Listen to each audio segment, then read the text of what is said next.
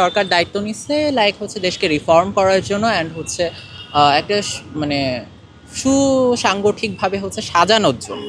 তো কথা হচ্ছে সরকার যদি এটা করতে ব্যর্থ হয় তাহলে তো এটা অবশ্যই সরকারের ব্যর্থতা, কারণ সে ভ্যালিড স্টেপ নিতে পারতেছে না এগুলো রিডিউস করার জন্য। সো সেটা তো সরকারের সম্পূর্ণ ব্যর্থতা। জনগণের যত ব্যর্থতা, জনগণকে তো লাগাম তো সরকারেরই টানতে হবে, সে আইন তো সরকারেরই দিতে হবে।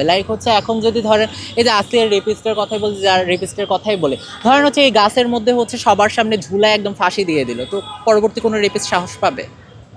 সাহস কিন্তু পাবে না, অনেকাংশে কিন্তু কমে আসবে। তো আমাদের দৃষ্টান্তমূলক শাস্তি নাই। সো এই জিনিসটা প্রয়োজন। সো সরকারের ব্যর্থতাই এখানে অনেক বেশি।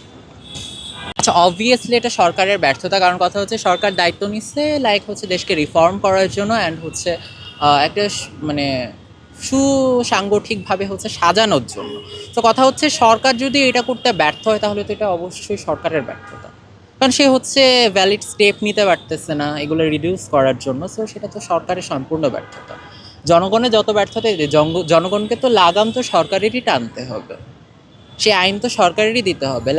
এখন যদি ধরেন এই যে আসিয়ার রেপিস্টের কথাই বলছে, যার রেপিস্টের কথাই বলে ধরেন এই গাছের মধ্যে সবার সামনে ঝুলায় একদম ফাঁসি দিয়ে দিল, তো পরবর্তী কোনো রেপিস্ট সাহস পাবে?